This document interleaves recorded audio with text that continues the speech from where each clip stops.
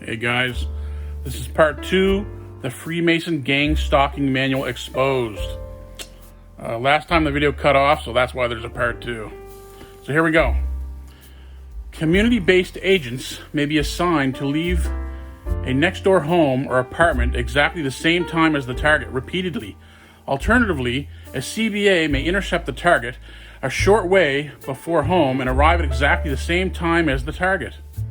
While these may seem like trivial acts, keep in mind that the target will have these trivial things happen every single day, and repeated intercepts like these will force the target to always watch for such acts, essentially ensuring the target never has a nice day.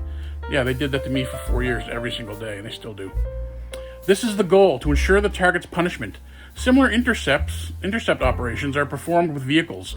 The center can schedule these every day the target commutes, and both to and from work. Vehicle intercepts are particularly effective when the target sees the same vehicle in an intercept convoy both in the morning and in the evening commute. Because vehicle intercepts can be dangerous, CBA assigned to vehicle intercept duty must successfully complete a special training course prior to actual assignment. Here are some examples of vehicle intercepts a community-based agent can expect to be assigned. Parking, so as to prevent a target's leaving a parking area and then disappearing. Parking commercial vehicles often near target's home with something unusual about these vehicles, such as there is no need for that trade or just unmarked white vans to make the target think the van is there to conduct surveillance, to make you paranoid. Simple following or leading a short distance, but every day. Doing this both during target commutes and then other times makes the target very uncomfortable. Yes, they're trying to put pressure on you psychologically. Passing a side street stop sign, then stopping at an uncomfortable distance into oncoming traffic just as target is about to arrive at the side street, causing the target to have to slam on the brakes. This requires control center assistance and prompting by walkie-talkie style cell phone. For a CBA, a vehicle convoy, boxing in the target during a commute, forcing the target to travel at a lower speed than the target wants to travel. In some locations, the center will supply special license plates to CBA vehicles with short words which have special meaning to the target. For a CBA convoy, and where the target is at a location and time where traffic is normally very sparse, cause heavy traffic, forcing the target to notice. The ultimate vehicle intercept is the staged accident. They did this to my parents and my brother on the same day. This can be dangerous and is only assigned to very senior agents. However, it is possible to stage an accident so only the target knows it was staged. This is an excellent means of punishment where a target has committed a serious offense, specifically against secret services, by revealing their criminality to the public. That's me! Generally, stage accidents are done in jurisdictions where police strongly support the operations, so that the CBA driver is protected. Yeah, they crashed into my parents' car, where they live, and on the exact same day, they almost crashed into my brother's truck, but he avoided it because he swerved out of the way. At the exact, within an hour of each other, and we're in different parts of the country, okay? And anyway, there's no way that's coincidence. Physical sabotage. Physical sabotage is an especially effective form of punishment when it is carefully limited to low-value items, below the value where police will take the report seriously. For example, burning a target's house down or even stealing an expensive appliance would bring official investigators into the picture, so that is not done. Sabotage, producing extreme safety hazards, is generally not suitable for operations because of the potential for bringing official investigators to an accident scene. So while damaging the brake system of a target's vehicle is not allowed for community-based agents, draining some of the oil, transmission fluid, or radiator antifreeze is allowed, but not all of it. The goal is to make it look as if the target is negligent in maintaining fluid levels, and generally not causing a catastrophic failure that non-targets might see as sabotage. It is very important to apply punishment by way of a large number of small-value sabotage acts, because that makes it look like the target is forgetful, exaggerating, or in some cases even delusional. If they complain about many cases of small value damage, The target's associates will simply refuse to believe that anyone but the target is responsible. This is exactly what the hell they do to me. Sabotage is very important in that it lets the target know they are totally helpless to stop it, and can't even complain about it effectively without appearing mentally ill. That is their main cover story, is that the targets are mentally ill, and they have agents online saying, oh yeah, the targeted individuals, they're schizophrenic, guys. They're crazy. Yeah, we hope you get your help, guys. Take your pills. Yeah, it's bullshit, guys. They're fucking liars, okay? You know what a lie is? Yeah, the government lies. They're willing to murder people. Do you think they lie? Yeah, they will. Okay. Let me get back. Where was I? The organization is very fortunate in that some people hearing about sabotage from a target did the sabotage themselves to get attention. Yeah. Sabotage is applied at the target's home, workplace, and on their vehicle. This requires the assistance of locksmiths and alarm technicians. Your local control center will supply this help and will bring specialists in from a distance in the case of rural areas. Here are some examples of sabotage a community-based agent may be assigned to carry out. Now you're going to see how stupid these things are and how small they are, but it's constantly every day. Entering a vehicle or home and changing control and radio settings. You know what I mean? Just little dumb things to bug you constantly. Replacing windshield washer fluid with water, possibly destroying the system in winter. Scratching the paint on the target's vehicle. They did that to me. Scratching furniture and valuables. They did that to me. Tire sabotage. They did that to me. From removing some air right up to slashing a tire sidewall if authorized by the center. They let the air out of my tire.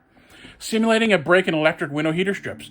Cutting off the four-way flasher button. Removing substantial amounts of oil, transmission fluid, or antifreeze, but not enough to cause catastrophic failure. Moving things around inside the vehicle to show the target someone got in. Unlocking the vehicle and leaving it unlocked, possibly even with door open. Small cuts to car's upholstery. Unlocking the target's front or back door and leaving it ajar while the target is away, even at midnight at New Year's for Y2 hour. They did that to me. They left the door open. The front door at my old place. Moving furniture or carpets around frequently to show the target someone was there. That's what they do. They move shit around and scratch things. Stealing low-value items, especially items like scissors, which can be easily misplaced. Keeping them until the target replaces them, then return the missing item, often in a place the target checked. You see what dirty bastards they are? Like, they're playing mind games with people. They do these stupid mind games, and then when you complain about it, people don't believe you, because these guys are like Dr. fucking Evil, man. Okay. Stealing important papers, especially those which will cost money to replace. Stealing irreplaceable photographs. While target is at work, remove mail from their box and toss it around, repeatedly making wall pictures crooked. Setting clocks to the wrong time. Repeatedly dumping consumable supplies, like coffee, for example, to make the target think they are no longer capable of managing their supplies well. Starting small rips in new clothing, which are widened on repeated visits. Ripping crotches out of the target's underwear, or stealing finest underwear, swimsuits. They love stealing my underwear, man. I don't know, they're like obsessed with my undies. You weirdos. You guys are freaks. Okay. Replacing clothing with similar items which are too small for the target, like children that the target does not have. Ironing inside button flags over, making buttoning the shirt or top difficult. Carefully working the tip of a knife through seams in any air mattress or cushion the target may own, including replacements on a daily basis. Hear that? Daily basis, guys. Every day for 4 years. Breaking zippers in clothes and bags, perhaps by pulling out a tooth or two. Shoving a knife through the sole of waterproof boots. At work, removing screws from the target's office chair, or at home, dinner table, leaving only one screw of 4, left to tilt the table with china. At work, damaging or destroying, if not extremely obvious, a target's work from a previous day, for example. The computer is broken, again, possibly worse. At work, replacing current copies of computer files with an older copy, particularly serious if target is a computer programmer. At work, where some employees are or can be recruited to be community-based agents, set up mistake deliveries or of heavy goods which block the target's office. At work, if the target is responsible for parts of the operation which can be sabotaged, do so repeatedly just as the target starts eating lunch or is about to leave for home. At work, where the target is responsible for materials that can be locked up, sabotage, or with special permission from the control center, steal the material. Thefts have to be carefully considered and authorized by your local center. Unless you have authorization, do not steal. One particularly effective type of theft is to remove small value but often used items from the target's premises. Once the target has been observed purchasing a replacement, the item is returned. This not only causes the target to spend money uselessly, it also imposes a feeling of total helplessness on the target. See, they had psychiatrists and psychologists come up with this sneaky little, dirty little plan. Okay. Sabotaging the target's reputation. They go around telling lies about you to everybody. Sabotaging the target's reputation and all that goes with it, such as ability to earn a living, business, and personal relationships, is a very special operations category. Newer community-based agents will not be assigned to engineer the method, but will assist in passing rumors, which are the main means of destroying a target's public image. Rumors consist mainly of lies. They've done that to me with all kinds of people, just lying their asses off, man. And people are so naive, they just believe it because they believe authority figures. They're suckers that trust authority, man. The people in authority in this country are scumbags. Okay. However, in order to secure a cooperation of specific members of the community to participate in the punishment phase, additional information keyed to appeal to the patriotic or community service sense of such community members may be used as well. As mentioned earlier, the organization has many top psychologists and psychiatrists on permanent staff at headquarters and some in larger population centers. See, that's how they can diagnose you as schizophrenic. They got shrinks on their staff, okay? And they put them in the hospitals in the cities. It is their responsibility to design the campaign to destroy the target's reputation. These people listed below can be approached and given information which will cause them to make the target's association with them uncomfortable or break off all contact with the target. Business contacts, supervisors, co-workers, casual social contacts, such as clubs a target may be a member of, or a group that frequents a bar where the target is a patron, friends, local fraternal organizations, the Freemasons, the Shriners, the Lions Club International, the Knights Templar, okay, the York Rite, the Scottish Rite, okay, all those guys.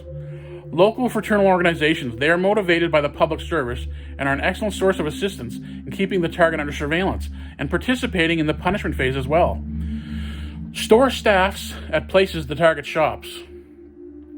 Target's landlord, target's neighbors, tradesmen who are likely to service the target's home, car, or business, bus drivers on the target's route, local children, city employees, including emergency medical technicians, ambulances, homeless shelter staff, and residents where applicable, family members. Surprisingly, many are ready to believe negative information. Yeah, my two nieces, I'm not going to name them because I would not violate their privacy, but they believe these lying psychiatrists over me and my brother. I mean, I understand it because they believe people who they think are authority figures, but they're being fooled. They're being tricked. Family members. Surprisingly, many are ready to believe negative information, especially personnel at places the target applies for work. How intensely these sabotage operations are carried out is governed mainly by the need to prevent the target from learning that the negative rumors are being spread. The goal is to keep negative information covertly flowing into the community in such a way that those receiving the information aren't likely to tell the target. One might think that friends and family members would instantly notify the target and side with the target. Fortunately, experience shows that co-opting friends and family is surprisingly easy. Yeah, what kind of friend are you if somebody was to come up to you and talk shit about your friend, you don't go tell them? Or your family, like, get real, man. What kind of loyalty is that? That's not loyalty. Fortunately, experience shows that co-opting friends and family is surprisingly easy once they are informed about the target's criminal record. The headquarters staff, and they lie about criminal records, they make shit up. The headquarters staff have developed techniques which by and large prevent that, but those techniques are beyond the scope of this manual. Suffice it to say, yeah, they'll print out fake shit, like these people, these crooked cops, they'll print out like a fake record and they'll show it to people. they'll show their badge. Hey, I'm a cop. I'm Officer so-and-so. This person's under investigation. Here's the record. See, this is official documentation. It's all bullshit and lies, and it's fake. Suffice it to say that it is possible to apply incentives which cause even people closest to the target to cooperate. That means they pay people to betray you. These incentives are applied by specialists from an organization at higher than the local level. For the community level CBA, the work of sabotaging the reputation of the target takes the form of simply carrying out instructions from your control center as to what you say to whom, how, and when. Discrediting targets. The main way they discredit people is by saying you're schizophrenic, or you're mentally ill, or you're delusional. I mean, it's so easy to say that about anybody. I could say it about you. I could say, you're crazy, buddy. You're insane. It's easy to say that with zero proof. It's the perfect way to discredit somebody. It's because you don't need any evidence or anything. It's just like an accusation you can spit out of your mouth. Okay, discrediting targets. While the powerful silent support of operations by the justice and psychiatric systems has been sufficient to prevent the target from informing the public, the area of discrediting targets is an ongoing activity, like sabotaging the target's reputation, discrediting their public statements. Yeah, like somebody will see me saying this, they'll say, he's schizophrenic, guys. Take your pills, man. Here, I feel so bad for him. Like, total fucking lies, man. Some of you some of you people, you're not that street smart, and you just can't tell when somebody's conning you. You don't have the skills, so it's easy to lie to you, man. They say there's a sucker born every minute, and it's true. So some of you people, you're not that good at detecting lies. Okay. Discrediting their public statements, websites, media appearances, letters to the editor, and the like, and are done under the supervision of psychologists and psychiatrists on their staff. See, I told you, they have psychiatrists and psychologists on staff, and then they fraudulently diagnose targets with mental illnesses they don't have. It's the perfect Dr. Evil plan, okay?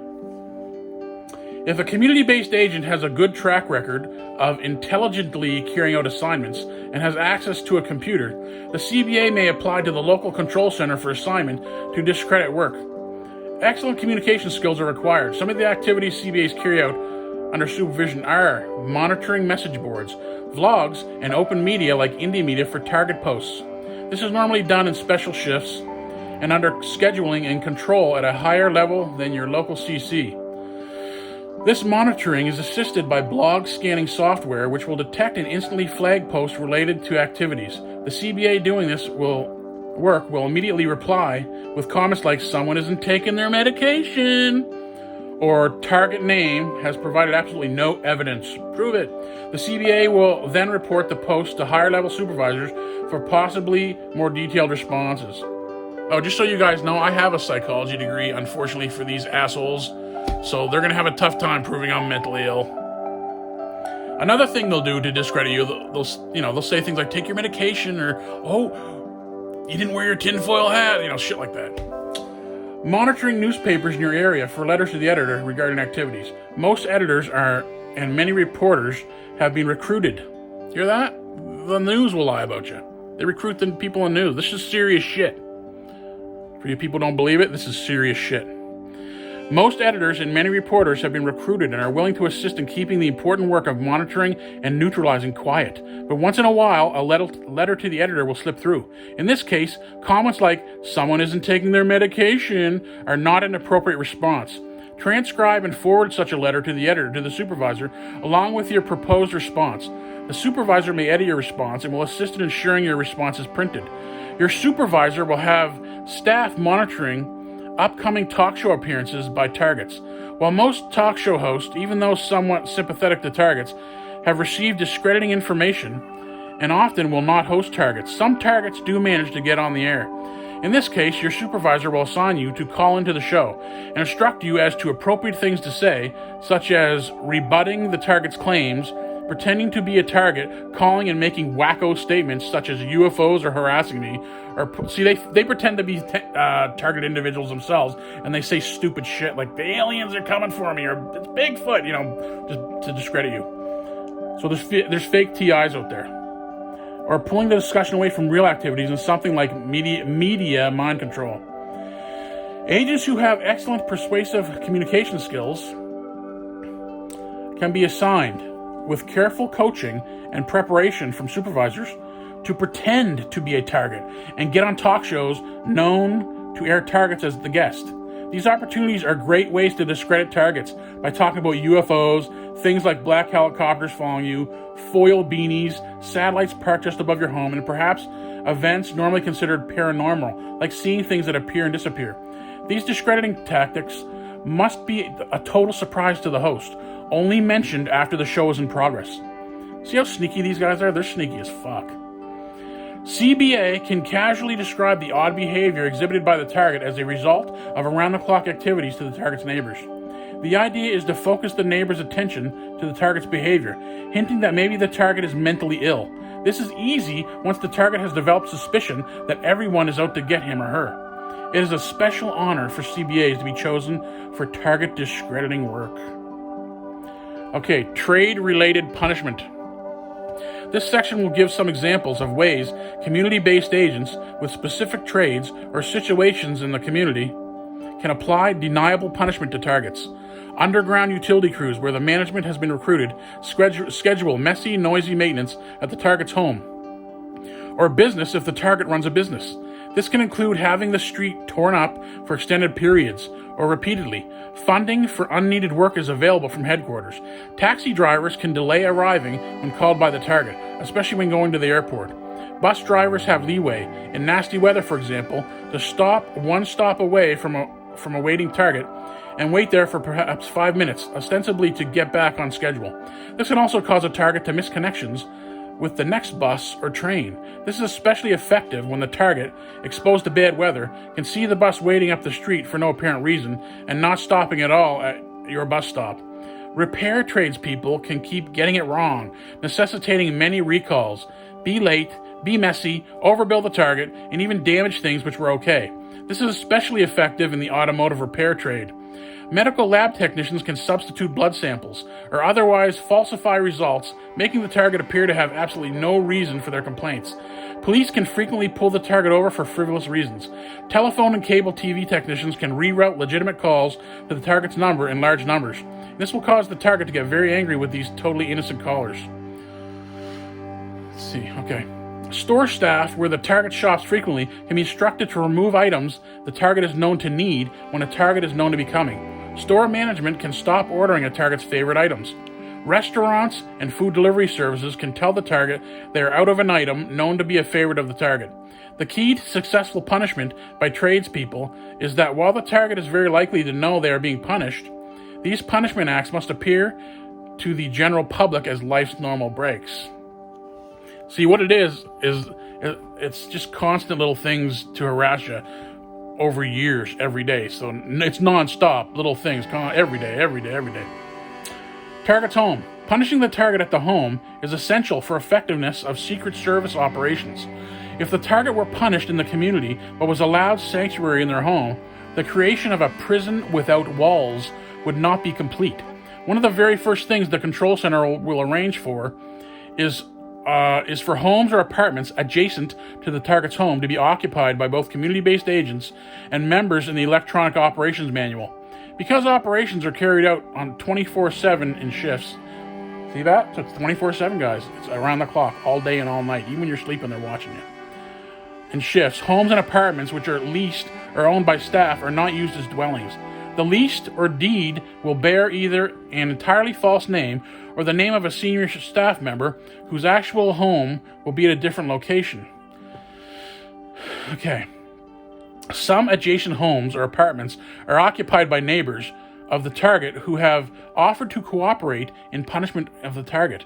The initial contact of neighbors to determine their willingness to cooperate is done by senior staff, and incentives to cooperate are often tendered.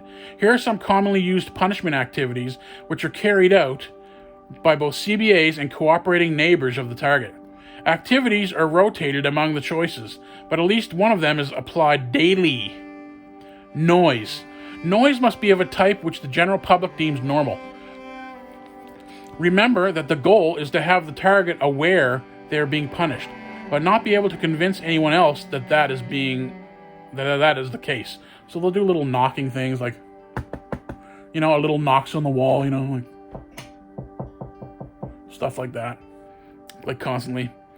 Observe local noise curfews, but plenty of punishment can occur outside noise curfew times. The target must not have easy cause to involve law enforcement. Examples: start a leaf blower, timed precisely when the target attempts to enjoy their yard, or when EC operators cue the CBA that the target is trying to nap. Loud music from neighboring home. This is an excellent action, as it is common.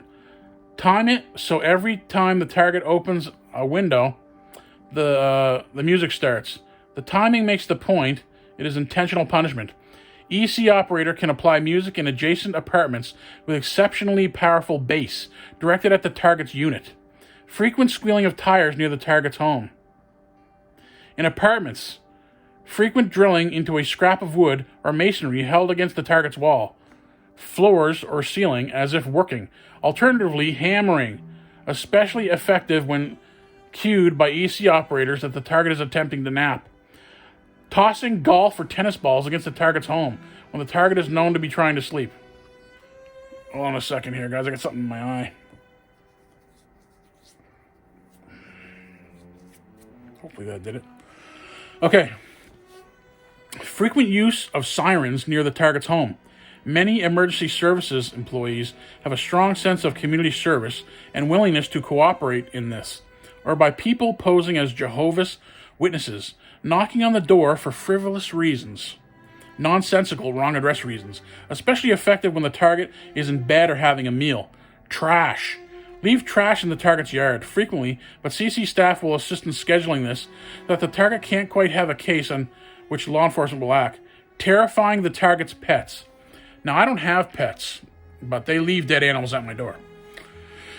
This requires entry while the target is away from home for an extended period and must be scheduled by CC Electronic Corps. Terrifying the target's pets? So they want to terrify animals? These people are sick fucks. Okay? Terrifying the target's pet. This requires entry while the target is away from home for an extended period and must be scheduled by Electronic Corps. Operators can render a dog or cat passive for safe entry of the community-based agents by electromagnetic beam. Yeah, they can put you to sleep with these electromagnetic beams. They do it to me. You can feel your chest vibrating when they do it. Wounding or killing a target's pet. Hear this? Now listen. Wounding or killing the target's pet. They're going to murder your people's pets. That's how sick these people are. They're sick in the fucking head. Just the fact that they keep these jobs when they're being told to do the sick shit, it just shows they have no fucking morals at all, man. They're just totally corrupt pieces of shit. Okay. Wounding or killing the target's pet. Rarely used. Scheduled when the target has acted in a way as to deserve special punishment, like divulging the name of a criminally acting secret agent. Now, they've left... I don't have pets, but they've left 8 dead birds at my door. Okay? Actually, I'm going to show you the birds right now. Give me 1 second here. Photos. This will take 1 sec. Here we go. I think I got 7 pictures. I don't think I took the picture of the first one. Here, I'm going to turn this around and show you right now, okay? Hold on. Okay. Bird 1. Bird 2. Bird 3.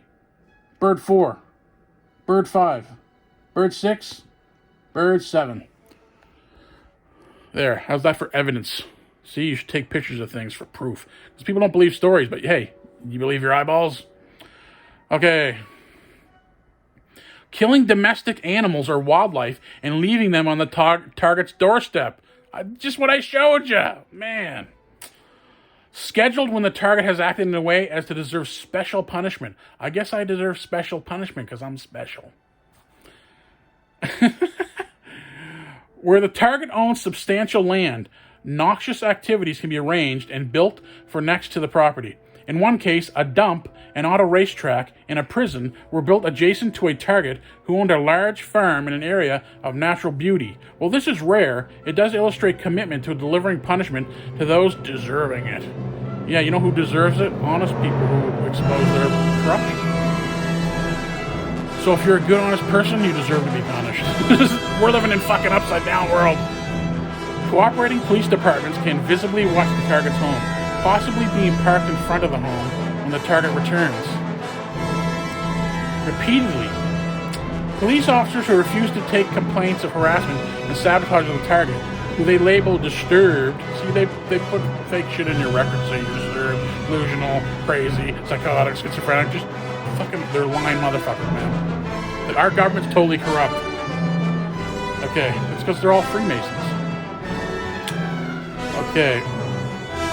Okay, so let me go on again. Police officers who refuse to take complaints of harassment and sabotage of the target, who they label disturbed, really are not allowed to make diagnoses. Yeah, they're not psychiatrists or psychologists, even though they're liars too, as only medical doctors can do, but may get a raised price for their unlawfulness afterwards. Police follow orders by example. Stay Behind, secret military-led organization created by the CIA after World War II in NATO countries. They give orders in secrecy to police. Hear that shit? Media, legal systems, and judges.